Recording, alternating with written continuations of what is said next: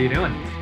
Good. How are you, man? I'm doing good. I'm just trying to figure out what's going to happen with all this stuff. It's a very interesting time to be selling real estate. That's for sure.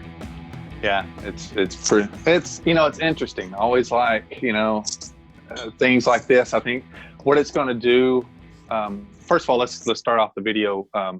Cory and I are both real estate agents up in North Texas, and Cory does a great job. I know he has the Mills team with KW. I know you guys kill it up here in North Texas. So I watch you a lot of videos you put out there. Yeah. And I appreciate it. I always appreciate the hustle, and there's a few others out there that I appreciate that do it. And that's kind of why we're doing this conversation, because I appreciate what you do. And I think you have a good understanding of what the market's doing up in our area there. And I know you have concerns of other areas and other agents, and of course our buyers and sellers. And yeah, it's a crazy time right now. So I appreciate you jumping on here with me and setting this all up. Yeah, absolutely. And I appreciate you taking the time. I'm kind of the same way. I keep track of all your videos. I subscribe to you on YouTube just so I can watch how you're recording them, what you're doing, what different local businesses you're highlighting, stuff like that. I always enjoy that. But I wanted to hop on this call and really kind of see what you're experiencing right now with the market, what buyers are saying, and what your sellers are asking you and stuff like that. What are you seeing? Yeah. So, right now, I have some deals under contract. I just closed one today and did a virtual close. Yeah. So didn't have to go in or anything. And the girls up there at Chapin Title always do a great job with that. Right. But so really where I'm having the difficulties right now is from my sellers side, honestly, is because, the lenders are pushing out the closing dates. I'm already in week 2 of one being pushed out right now, and it's kind of frustrating. The sellers, I think they understand now that, this is a big deal, and it's not just because people aren't getting sick doesn't mean that people aren't affected. And so this particular lender had to pretty much move out, vacate their offices on a day's notice. They just said, hey, you got to go. And they all had to pack up and go and start working from home. And they weren't really ready for it. So I get it. It's frustrating, but I totally understand. So I think us as agents and buyers and sellers, we're going to have to be patient with those lenders at this time, because, they got swamped by all those refis too recently. Exactly. Rates dropped, refinances rolling in. And it was, that workload, plus now they're trying to relocate to working from their home office. And I was talking to Michelle Castle with Guild Mortgage, and she was saying that the underwriting guidelines are changing very drastically, very rapidly right now. And so you've got all those factors, plus they're having to adapt to the changes that are coming down the pipeline.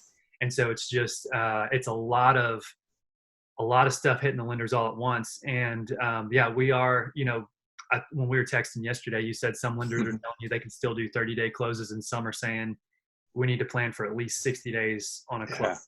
And I think that that's more realistic with what we're seeing and what, just the workload that they've had to take on and the circumstances they're dealing with is, any real estate agents out there need to be letting their sellers know, their buyers know, hey, we used to be able to do a finance deal in 30 days. Now it's looking like 45 to 60, closer to 60, just to set that expectation up in the beginning, because real estate transactions go south when you don't set the right expectation with your clients. That's been my experience. So no, that's totally always. So I would definitely start planning on a minimum of a 45-day close, and you never know, maybe a 60-day close. I know I'm down here in Austin right now, and we just got word that you can't even in the city of Austin or Travis County, you can't even go show a house. And I know they're doing that. So they've done that in Dallas County, Tarrant County, Denton County. I think Collin County just did that yesterday.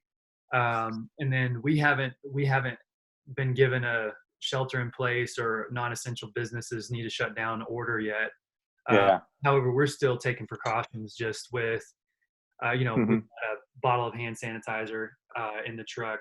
and we're touching, if we do have to go show a property or do a virtual showing or whatever it may be, we're limiting any surfaces that we're touching, things of that nature, just taking extra precautions to be Yeah.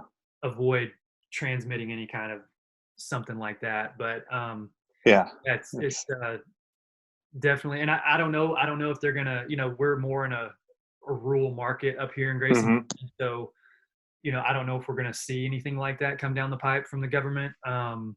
That's really, if they do, we'll just make adjustments and we'll just that's what we all do.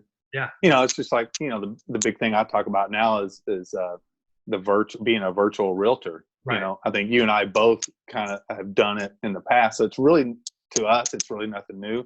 Right. But there are a few agents and buyers and sellers that may not realize that, hey, we can realistically, we can do everything from beginning to the end virtually, not even see each other. I mean, I've done them before, out of state closings. You've done them too. Yeah. Where you've never seen, I've had people never even actually set foot on the property, but we did the FaceTime, we did the house tour videos, they saw that, they did the inspector, then we go back and do another FaceTime to look at if there were some issues, look at those a little bit more detailed, and then of course title can handle everything, lenders can handle everything online, so it can be done. I know some buyers, they want to put their hands on it, touchy feely.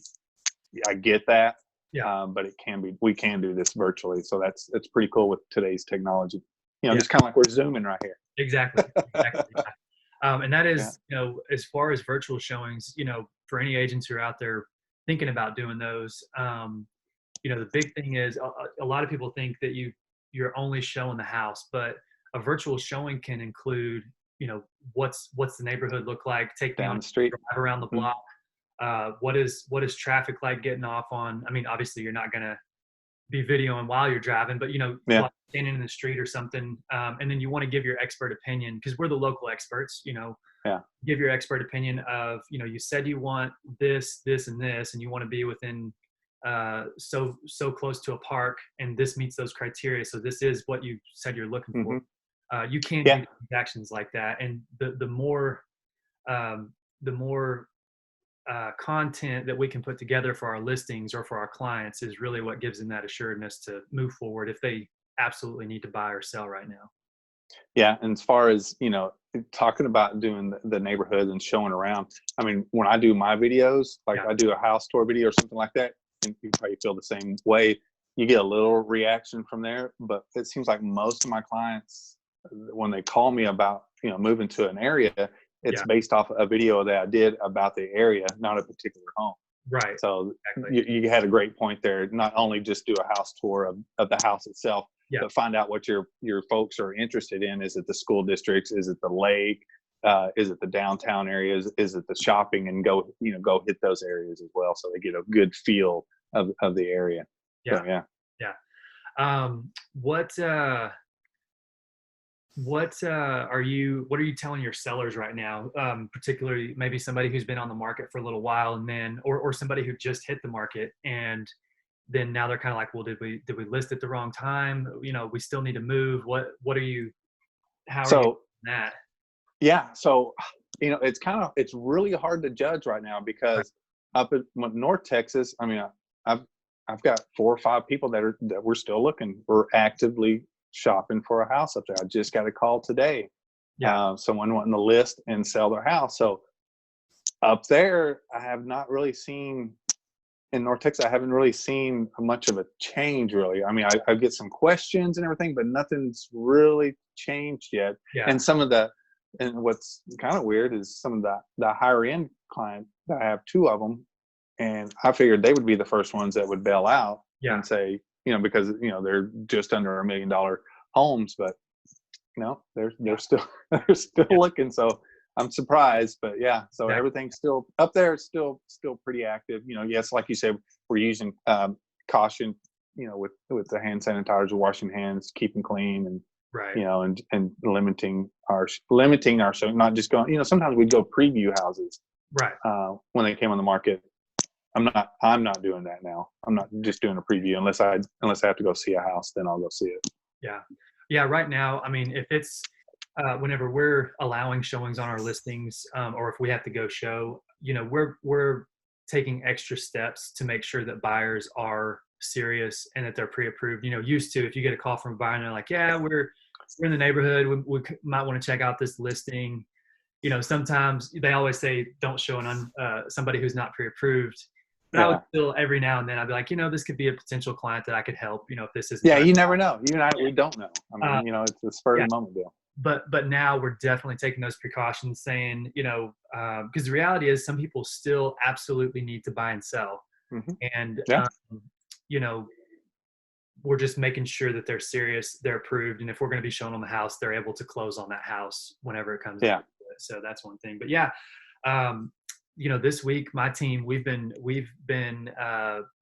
writing offers. We've been putting listings on the market. We've been getting offers on our listings. We've executed a couple of contracts on listings this week. I was in a multiple offer situation with a buyer of mine this week. And so, I mean, it's very interesting. I think each market, each particular home, property, and client is going to be a different set of circumstances right now. And so it's,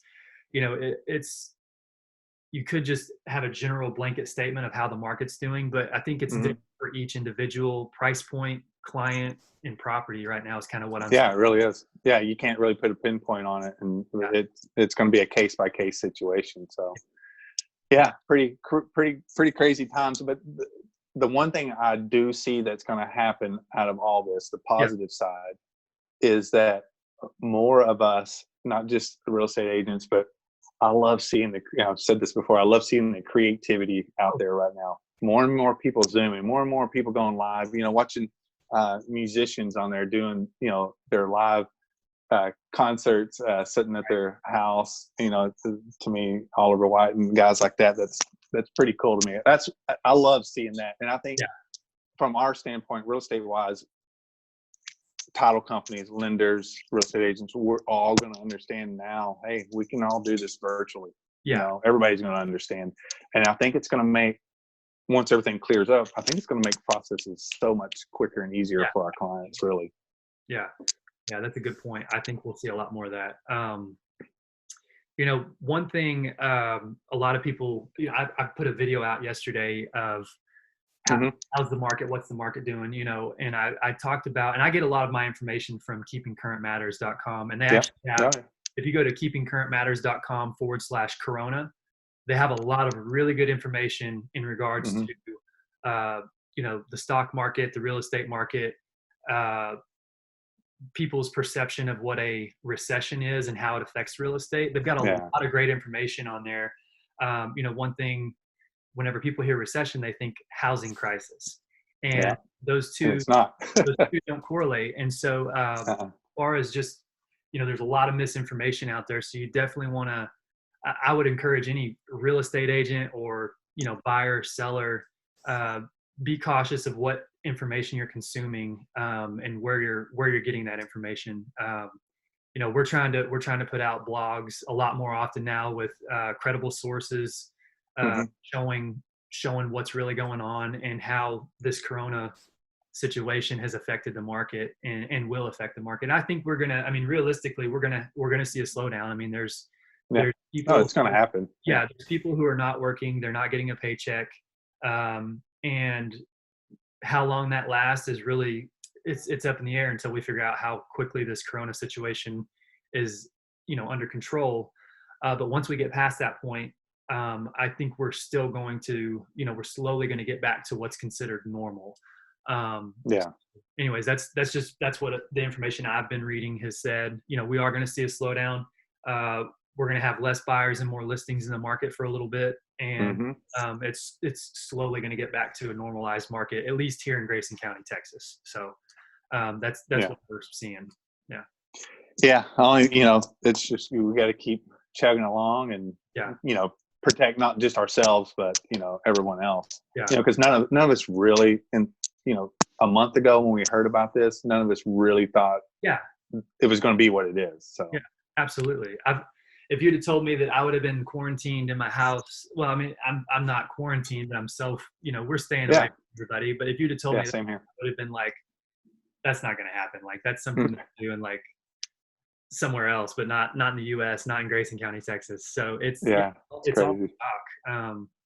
And one piece of advice just for anybody who's watching this, one thing that I will say is very important is just I'm a Tom Ferry coaching client, and I follow him, and he puts out a lot of great information too. If you want to follow Tom Ferry, Oh yeah.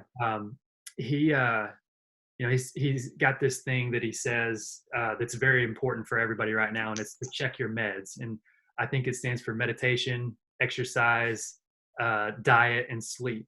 So right now, I'm a huge believer in all that. Trust me. Yeah. So right now, it's very easy to just consume a lot of. If you're scrolling through your Facebook and reading everybody's posts, it's very easy to be like, oh my gosh, the world is ending.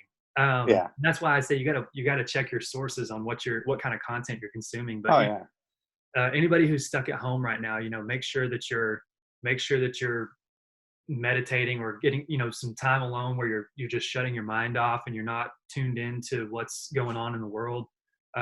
Today is absolutely gorgeous up here in Sherman, so same down here. You can sit out on your porch and just relax. Make sure you get some kind of physical activity. It's really easy to just plop down on the couch and be like, well, I'm stuck inside, I'm not supposed to go out. But do something physical, and make sure you're eating healthy, you're not just binge eating, and make sure that you keep a normal sleep routine. Just so it's all about your mental health, in my opinion, with taking care of those things. So yeah, you can go down the wrong path up here real quick if you believe everything you're reading out there. So I got the same thing. Just stay healthy and be patient. Period. Not just in real estate business, but everywhere. Be patient with everybody. Grocery stores, whatever it is. And what the hell is up with this toilet paper? Man, this mess started. I have no idea. It was funny though. So like when it all disappeared, like my wife and I were literally down to we had like 1 or 2 rolls left, and we were fixing to run out of toilet paper, and so we felt bad. We were like, man, we're going to buy toilet paper, and everybody's gonna think we're toilet paper hoarders now. Yeah. I guess we were toilet paper hoarders before all this started. So it was kind of fun. I just thought about that the other day. I was like, hey, wait a second. I mean, needed toilet paper. So that's just a funny story. Well, man, I appreciate you jumping on here. Yeah, absolutely. And talking about this. Yeah, absolutely. And I'd be happy to do it again sometime as we get more information and as things change down in Austin. Oh yeah, it's going to change. Change up here. I'm all about keeping people updated on what's going on and what we're seeing. So I'd be happy to jump on a call. We're just holding tight here, family wise. Yeah. My wife enjoys me being home a little bit more sometimes. Sometimes. I was gonna say my wife it's like 50-50. Sometimes she really. I know. Like I'm sick of him already. No. Yeah, as in the evenings or something, she's like, "Man, I'm glad you're home." And maybe the next day she's like, "Jesus Christ, when are you going back to work?" Don't you have to go show a house or something? Yeah. So anyway, it's all cool. Well, I appreciate your time. I will. Yeah, you too, man. See you later, and give me a shout. Okay.